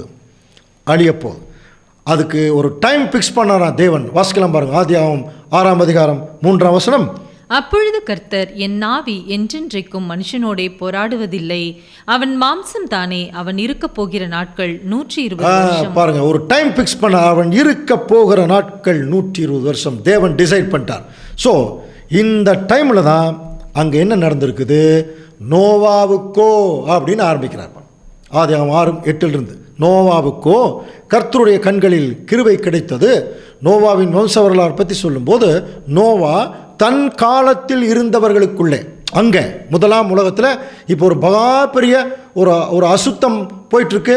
இங்கே தன் காலத்தில் இருந்தவர்களுக்குள்ளே நீதிமானும் உத்தமனுமாக இருந்தான். நோவா தேவனோடே சஞ்சரித்து கொண்டிருந்தான். கவனிக்கிறீங்களா? நோவா உத்தமன், நீதிமான். அந்த காலத்தில் ஒரே ஃபேமிலி இவங்க மட்டும்தான், தேவனுக்கு பிரியமான ஃபேமிலி. உத்தமனும் நீதிமானும் இருந்தான். அப்புறம் தேவனோட சஞ்சரித்து கொண்டிருந்தான். அப்போ மற்றவங்க எல்லாரும் தேவ தூதர்களோட சஞ்சரித்து கொண்டிருந்தார்கள். கவனிக்கிறீங்களா? மற்ற எல்லாரும் தேவதூதரோட சஞ்சரித்தாங்க. தேவன், அதாவது நோவா தேவனோட சஞ்சரித்தார். இப்போ நமக்கு தெரியும், நோவாவுக்கு சேம், காம், யாப்பேத்து 3 பேர். இந்த பூமி முழுவதும் கொடுமையினால் அங்கே நிறைஞ்சு சீர்கெட்டதாக இருந்தது. தேவன் பூமியை அழிக்க சித்தம் கொண்ட போது தேவன் நோவாவை கூப்பிட்டு சரியான அளவுகள் கொடுக்குறார். அதெல்லாம் பைபிளே நீங்கள் படிக்கலாம். ஒரு பெரிய நீர்மூழ்கி கப்பலை கட்ட சொல்கிறார். கவனிக்கிறீங்களா? சப்மரைன் நீர்மூழ்கி கப்பல். அது 3-4 லேயர் இருக்கும்.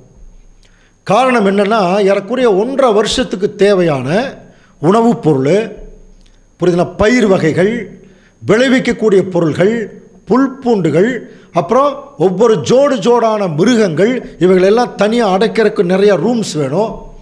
அவைகளை பராமரிக்கிறதுக்கு தேவையான பொருள்கள் வேணும், தேவையான உணவுப் பொருள்கள் வேணும்.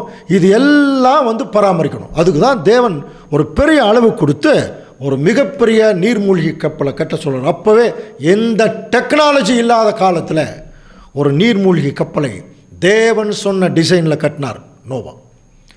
அதனுடைய அளவுகளை கொஞ்சம் பார்த்தீங்கன்னா, ஒரு ஜம்போ ஜெட் விமானத்தை 3 பெரிய அளவு இருக்குமா.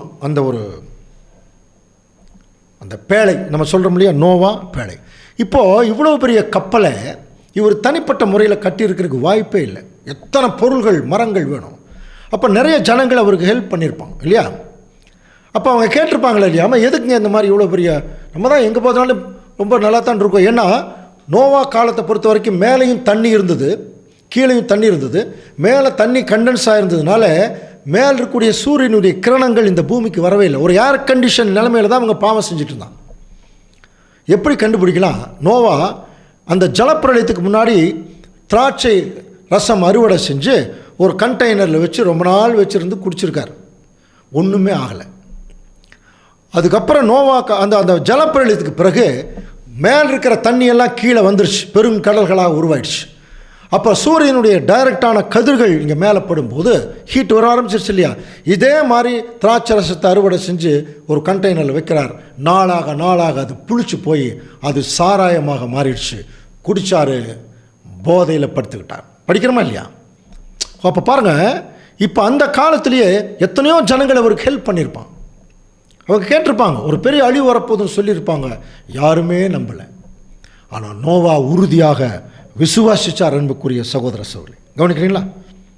தேவன் அதனால தான் இந்த பூலோகத்தினுடைய மாம்சமான யாவருடைய முடிவும் எனக்கு முன்பாக வந்தது, எல்லா கொடுமையினால் நிறைஞ்சிருக்கு, அவர்களை நான் அழிச்சிட்றேன்னு சொல்லிட்டு தேவன் என்ன பண்ணிட்டார்னா ஒரு பேழையை செஞ்சாங்க. எல்லாம் பர்ஃபெக்டாக முடிஞ்சுது.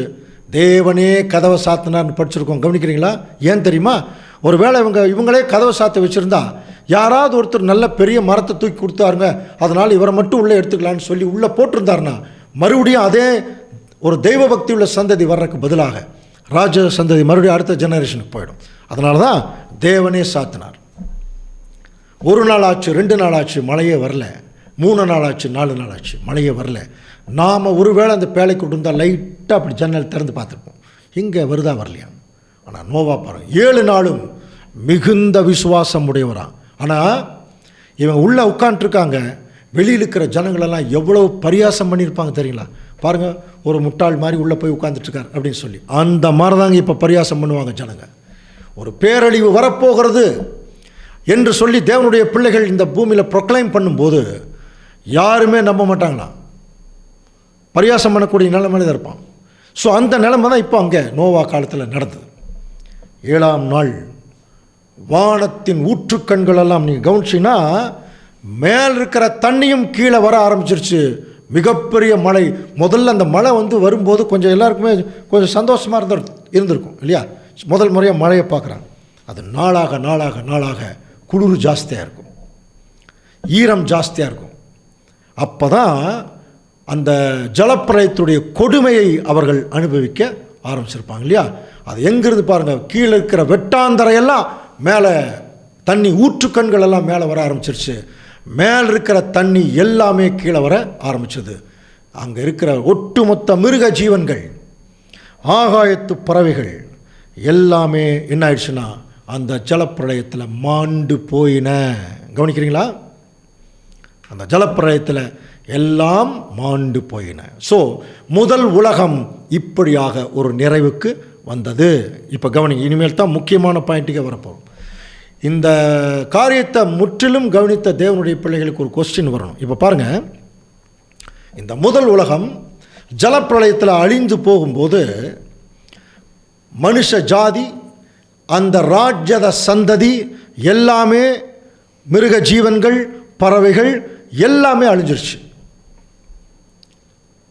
இன்னொரு பக்கம் நோவாவும் அவருடைய குடும்பமும் அந்த கப்பலுக்குள்ளே வந்ததுனால அவர்கள் சேஃபாய் தப்பிச்சுக்கிட்டு 2ஆம் உலகத்துக்குள்ளே போயிட்டாங்க.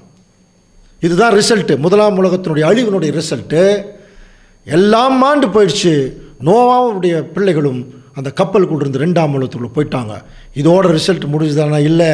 நமக்கு அறியாத ஒரு ரகசியம் இந்த அழிவில் நடந்தது தெரியுங்களா?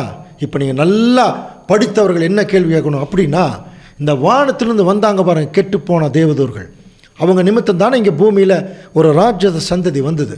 அப்போ அவங்க இந்த ஜலப்பிரளயத்தில் அழிஞ்சிருக்கிறதுக்கு வாய்ப்பு இருக்கா? கொஞ்சம் நினச்சி பாருங்க. கட்டாயமாக வாய்ப்பு இல்லை. ஏன் அப்படின்னா, மாம்சத்தில் இருந்தால் தானே ஜலத்தில் அழிய முடியும்.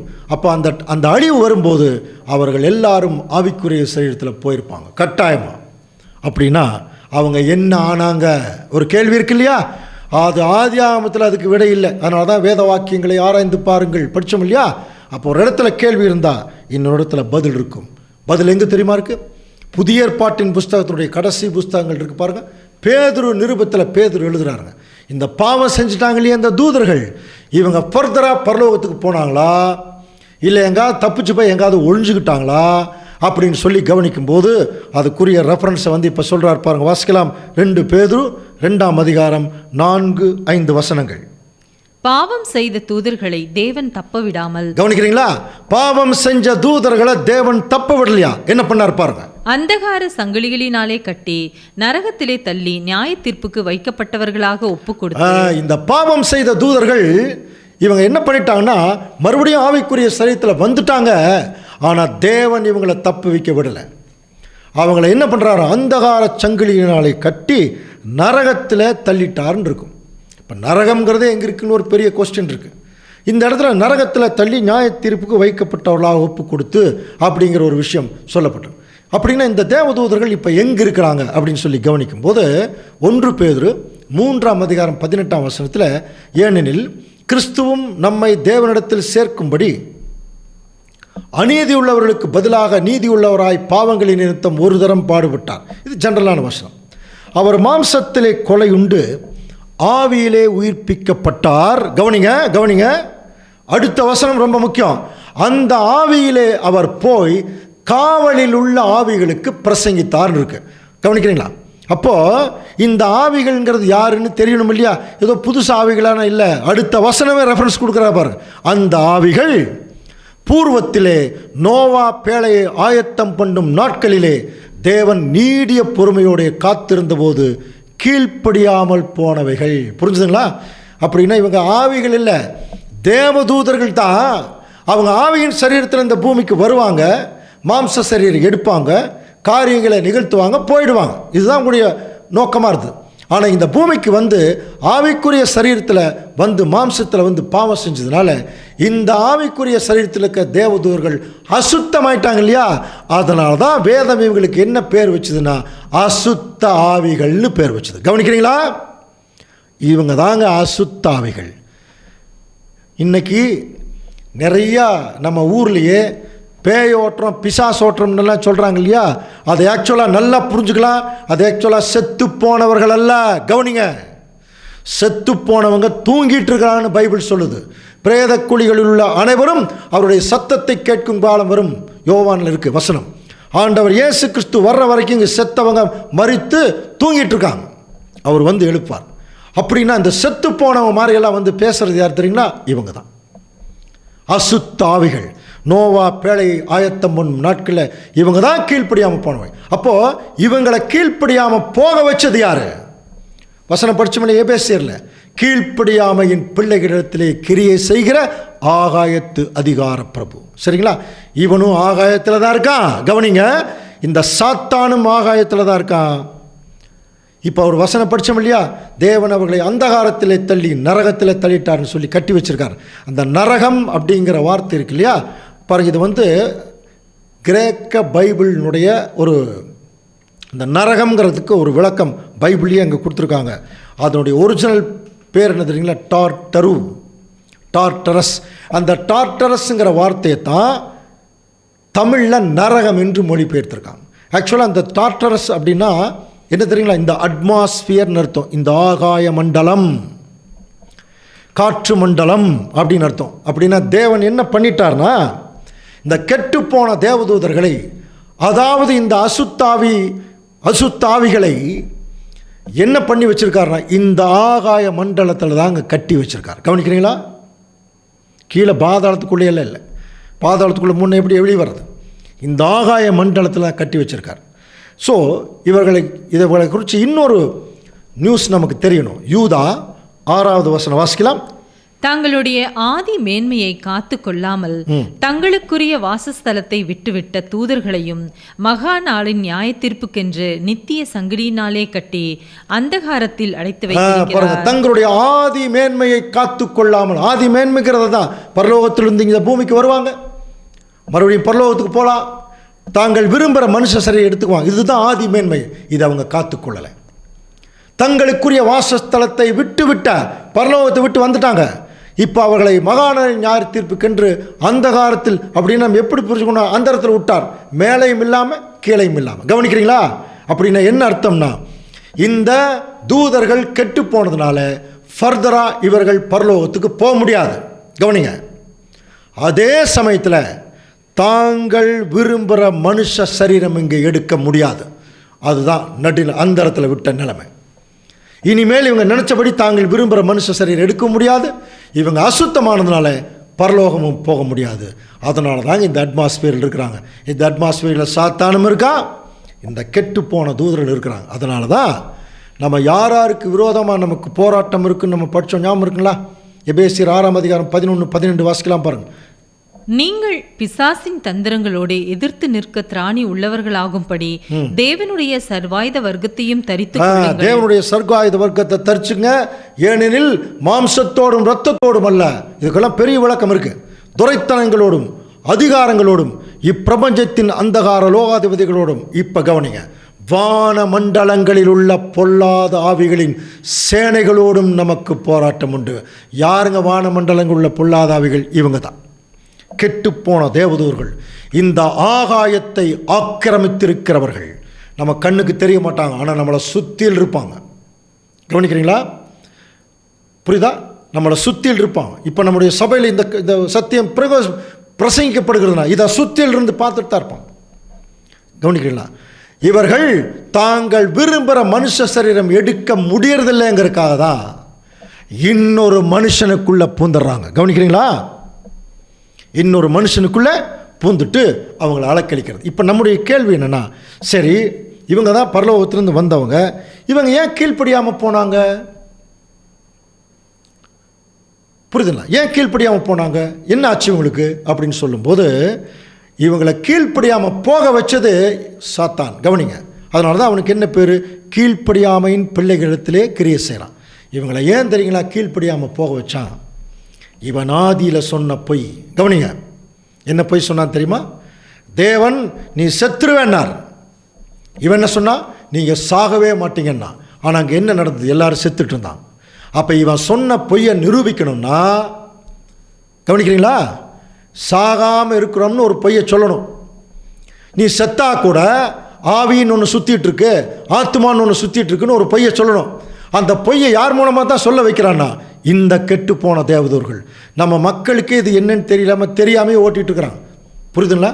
பேய் ஓட்டுற, பிசாஸ் ஓட்டுற அந்த பேய் பிசாஸ் எல்லாம் கவனிங்க, செத்து போனவங்க அல்ல, செத்து போனவங்களுடைய எல்லா ஹிஸ்டரியும் சாத்தான் தெரிஞ்சு வச்சுட்டு இந்த கெட்டு போன தேவதூதர்கள் மூலமாக என்ன நிரூபிக்கிறான்னா, நீங்கள் செத்தா கூட உங்கள் ஆத்மா அப்படியே சுற்றிட்டு இருக்கு, உங்கள் ஆவி சுற்றிட்டு இருக்கு. பழைய காலத்தில் நம்ம கதை சொல்லுவாங்க, ஒரு மனுஷன் 50 வயசு வரைக்கும் உயிரோடு இருக்கணும்னு தேவன் விரும்புவாரான். அதில் 45 வயசுலேயே ஒருத்தர் ஆக்சிடெண்ட்டில் செத்துட்டான்னா அந்த 5 வருஷம் அவன் ஆவியாக அலைவான். இப்படியெல்லாம் கதை சொல்லுவான். புரியுதுங்களா? இதெல்லாம் வந்து வேதத்தினுடைய அடிப்படையில் எல்லாமே ஒரு தவறான பொய்யான போதகங்கள். அப்போது இந்த செத்து போனவங்க மாற வந்து பேசுகிறதுனால என்ன இந்த பூமியில் இருக்கிற ஜனங்களுக்கு சாத்தான் புரிய வைக்கிறான்னா, நீங்கள் செத்து போனால் கூட உங்களுக்குன்னு ஒரு ஜென்மம் இருக்குது. அதனால தான் 7 ஜென்மம் கொண்டு வந்துட்டான். நாயாக பிறக்கிறாங்க, நிறையா பிறக்கிறாங்க, இந்த ஜென்மத்தில்னா அடுத்த ஜென்மம் வந்துடுவாங்க அப்படின்னு எல்லாம் பைபிள் வசனத்தில் சொல்லப்படாத விஷயங்கள் எல்லாம் சொல்லி இன்றைக்கி அப்படி செத்து போய் பேயாக வந்து பழி வாங்குறவங்களுடைய சினிமா தான் நல்லா ஓடுதான். இன்றைக்கி அதை தான் எல்லா ஜனங்களும் அதிகமாக பார்க்குறாங்க. அப்படின்னா சாத்தான் எந்த அளவுக்கு ஜனங்களை ஏமாற்றிட்டான். மற்றவர்களை விட்டுருங்க, கிறிஸ்தவ சகோதர சகோதரிகளுக்கே இந்த விஷயம் தெரியாது, போதகர்களுக்கே தெரியாது. சாத்தான் என்ன பண்ணிட்டு இருக்கான் தெரியுமா? நீ ஓட்டுற மாதிரி ஓட்டு, நான் ஓடுற மாதிரி ஓடுறேன். அதான் கவனிக்கிறீங்களா? இப்போ இதே கெட்டுப்போன தேவதூதர்கள் அல்லது பிசாசுகள், அசுத்தாவிகள் ஆண்டவர் இயேசு கிறிஸ்து காலத்திலே இருந்ததா? இயேசு கிறிஸ்துவை பார்த்து என்ன சொல்லுது பாருங்க, வாசிக்கலாம். மத்தேயு 8ஆம் அதிகாரம் 29ஆம் வசனம் வாசிக்கலாம். அவர்கள் அவரை நோக்கி, இயேசுவே, தேவனுடைய குமாரனே, எங்களுக்கும் உமக்கும் என்ன? காலம் வரும் முன்னே எங்களை வேதனைப்படுத்த இங்கே வந்தீரோ என்று. எவ்வளோ கிளியரா ஒரு அசுத்தாவி சொல்லுது பாருங்க, ஒரு தேவதூதன் சொல்றான் பாருங்க. இயேசுவே, தேவனுடைய குமாரனே, எங்களுக்கும் உமக்கும் என்ன? காலம் வரும் முன்னே எங்களை வேதனைப்படுத்தவா வந்தீர். டைம் ஃபிக்ஸ் பண்ணியிருக்காரு, வசனம் படிச்சோம் இல்லையா? அதை சொல்லுது பாருங்க. அடுத்தது மார்க் 1ஆம் அதிகாரம் 24 ஒரு பிசாசு சொல்லுது பாருங்க, ஐயோ நசரேயனாகிய இயேசுவே, எங்களுக்கும் உமக்கும் என்ன? எங்களை கெடுக்க வந்தீர், உம்மை இன்னார் என்று அறிவேன். நீங்கள் யாருன்னு தெரியும்னு சொல்லுது. இன்னைக்கு எந்த ஒரு போதகரை பார்த்தாது சொல்லுதா நீ யாருன்னு எனக்கு தெரியும்னு? இவங்களுக்கும் ஒன்றும் தெரியாது. ஓட்டுறது பிசாசு தானா, செத்து போனவங்க தானே தெரியாமல் செத்து போனவங்க நினச்சி நீ யார், உன் பேர் என்னன்னு கேட்பாங்க. அதுவும் ஏதோ ஒன்று சொல்லும். என் பேர் வந்து ஏதோ ஒரு பேரை சொல்லி நான் செத்து போயிட்டு என்னை கொண்டுட்டாங்க, நான் பழி வாங்க வந்திருக்கேன், நீ உடனே இவ்வளோ விட்டு ஓடு அப்படின்னு சொல்லி எல்லாம் சொல்லுவான். ஸோ இது பிசாசுகள் யாருன்னு ஆண்டவர் இயேசு கிறிஸ்துவுக்கு தெரியும். இயேசு கிறிஸ்து யாருன்னு அந்த பிசாசுகளுக்கு தெரியும். இன்னைக்கு ஓட்டக்கூடிய போதகர்களுக்கு பிசாசு யாருன்னு தெரியாது. கவனிக்கிறீங்களா? ஆனால் பிசாசுகளுக்கும் இவங்க யாருன்னு தெரியாது. இதை பார்த்து கொண்டிருக்கிற கிறிஸ்தவர்களாகி நமக்கு ஒன்றுமே தெரியாது.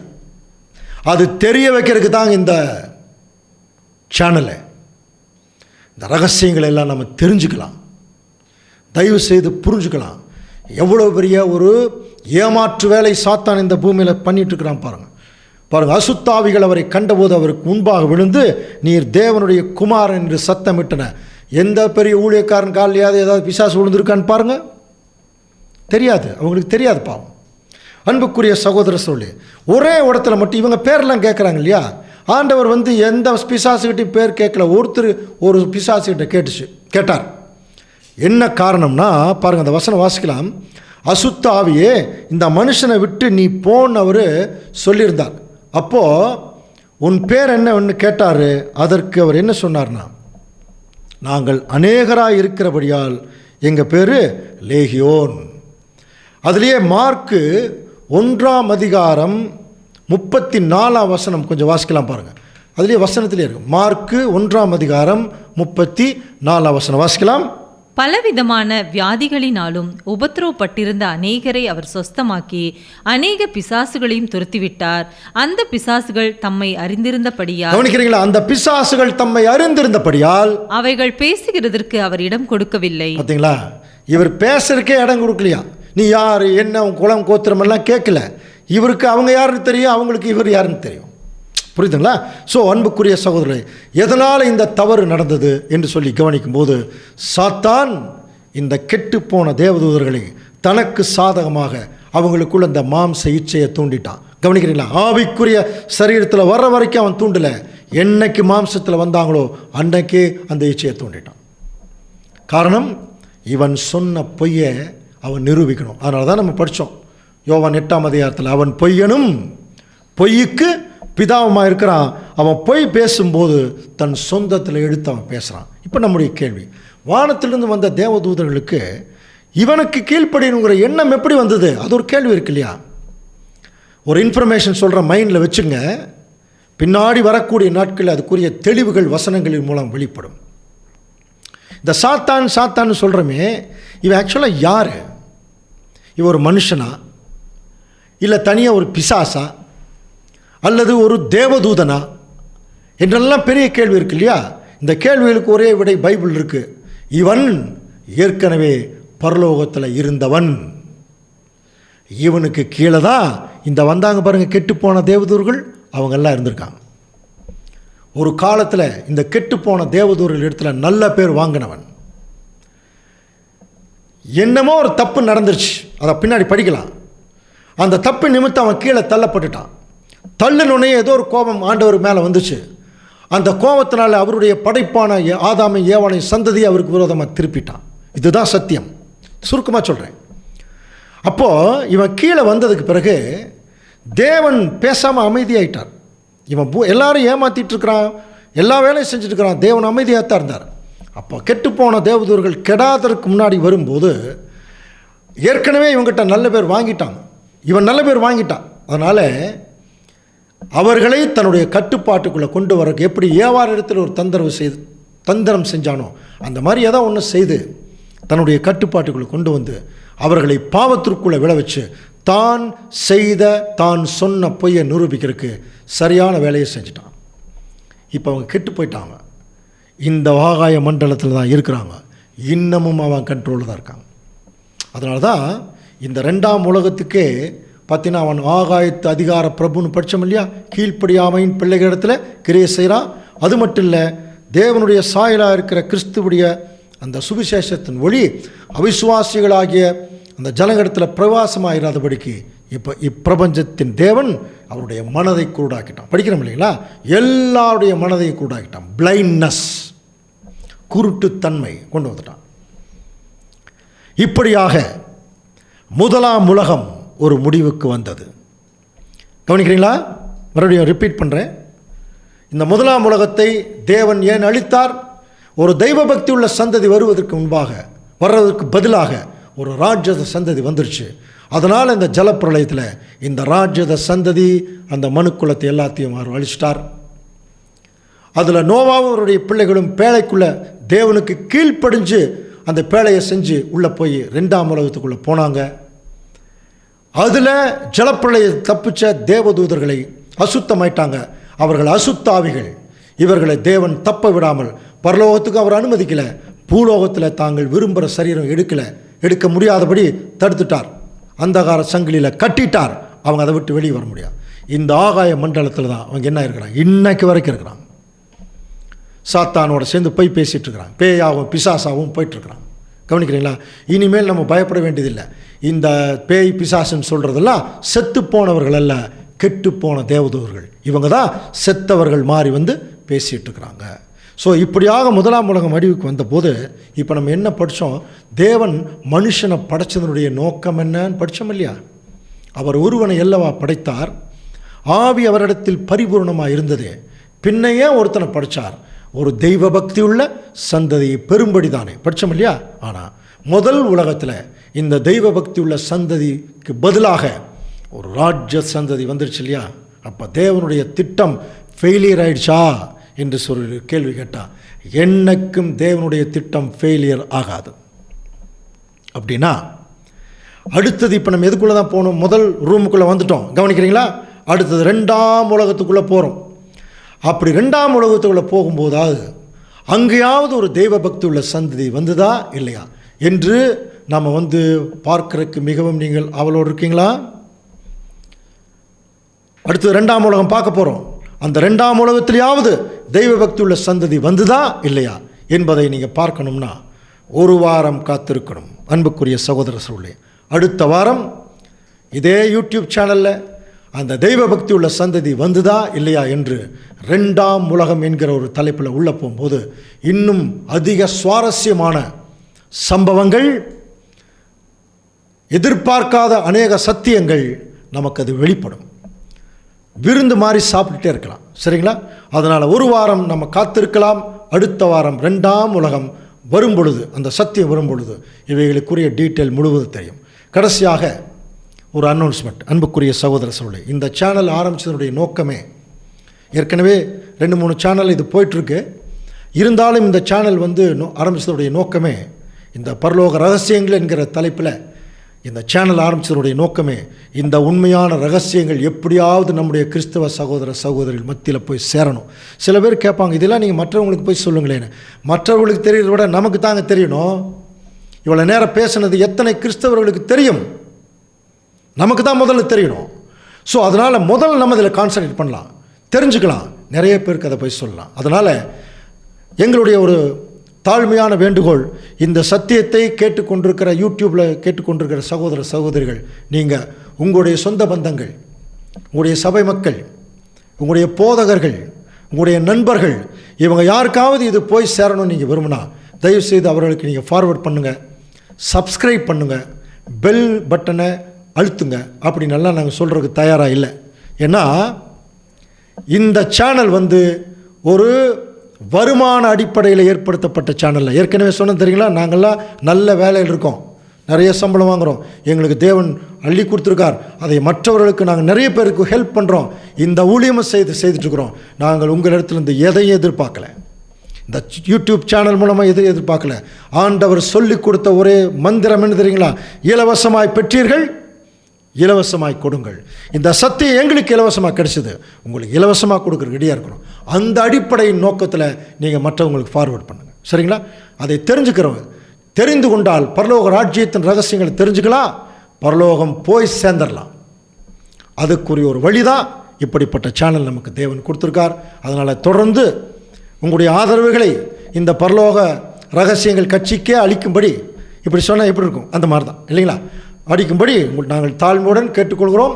அடுத்த வாரம் 2ஆம் உலகத்தில் அந்த தெய்வ பக்தி உள்ள சந்ததி வந்துதா இல்லையா என்பதை தொடர்ந்து சிந்திக்கலாம். தேவன் தாமே இந்த வசனங்களை நமக்கு ஆசீர்வாதமாக்கி தருவாராக. ஆமென்.